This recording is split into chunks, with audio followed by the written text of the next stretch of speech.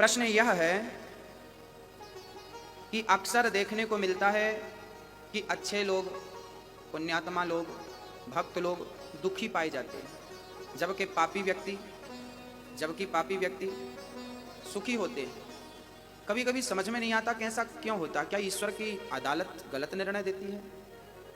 ये क्यों होता है? प्रत्यक्ष देखने को मिलता है।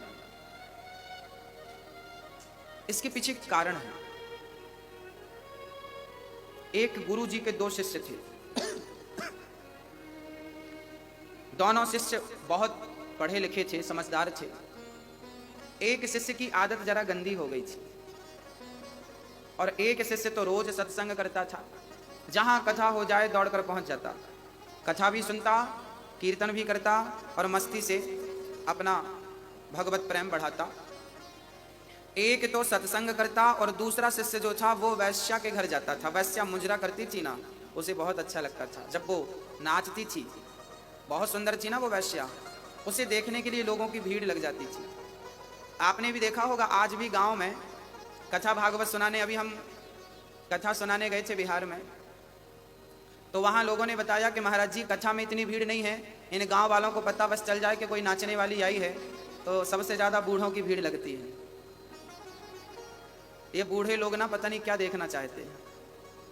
इनकी आंखें बड़ी प्यासी हैं। बहुत गंभीरता से समझिएगा, ये जो आंखें हैं ना आपकी, शरीर पूरा होने को आया पर अभी तक देखने की इच्छा पूरी नहीं हुई।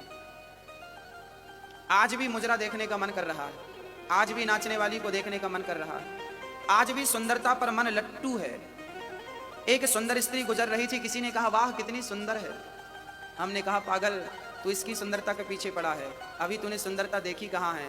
जिस दिन मेरे बांके बिहारी की सुंदरता देखेगा ना, पागल हो जाएगा। ये दुनिया हमें तब तक ही अच्छी लगती है जब तक हमें भगवान का स्वाद नहीं मिल जाता, और मिलने की देर है, केवल देर है। एक शिष्य जाता वैश्या का नाच देखता, जबकि दूसरा शिष्य जाता तो वो कथा सुनता। एक दिन वैश्या के घर से लौट रहा था शिष्य, तो सिर्फ रास्ते में सोने से भरी एक पोटली प्राप्त हो गई। रास्ते में सोना मिल गया ढेर सारा।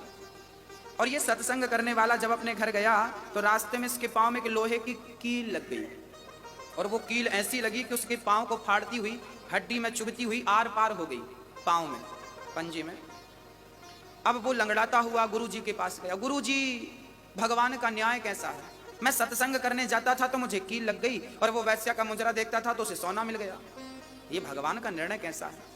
अरे वो गलत काम करता था तो उसे कील लगनी चाहिए थी, उसका नुकसान, पर आपने तो हमारा पांव उड़ा दिया। ये भगवान का निर्णय कैसा है? तब गुरु जी ने कहा, बेटा तुम केवल वर्तमान की देखते हो, तुम केवल वर्तमान की सोचते हो, जबकि ईश्वर भूत और भविष्य को देखकर निर्णय लेता। हमें पता नहीं कि कल क्या होने वाला है, लेकिन भगवान को पता है कि कल क्या होने वाला है। तो गुरु जी ने कहा, बेटा वो जो तुम्हारा मित्र था ना जिसे सोना मिला, आज के दिन उसे बहुत बड़ा खजाना मिलने वाला था। आज के दिन वो राजा बनने वाला था, पर वैश्या का संग किया, समय का दुरुपयोग किया, उसका पुण्य क्षय हो गया। और भगवान ने कहा कि इसे राजा बनना था, क्योंकि पिछले जन्म में इसका पुण्य ज्यादा था, इसे राजा बनना था, पर वैश्या का संग कर करके इसने सारा पुण्य खत्म कर लिया। इतने से सोने से इसे तसल्ली करनी पड़ेगी। और तुम्हें आज के दिन तुम्हें मौत आने वाली थी, आज तुम्हारे जीवन का अंतिम दिन था, पर तुम भगवान की कथा से जुड़े थे, कीर्तन और सत्संग से जुड़े थे, तो भगवान ने आपकी मृत्यु को एक लोहे की कील में तब्दील कर दिया। ये परमात्मा का निर्णय है जो सब समझ नहीं पाते, सबके बस की बात नहीं है। जीवन में जब दुख आए, जीवन में मैं आपसे बात कर रहा हूं, आपके जीवन में जब कोई भी दुख आए तो समझ लेना कि ये आपकी बहुत बड़ी, आप यदि ईश्वर से जुड़े हैं तो आपका बहुत बड़ा संकट परमात्मा ने छोटा सा करके निकाल दिया। बहुत बड़ा संकट। ईश्वर का धन्यवाद हमें देना चाहिए, ईश्वर का शुक्रिया अदा करना चाहिए।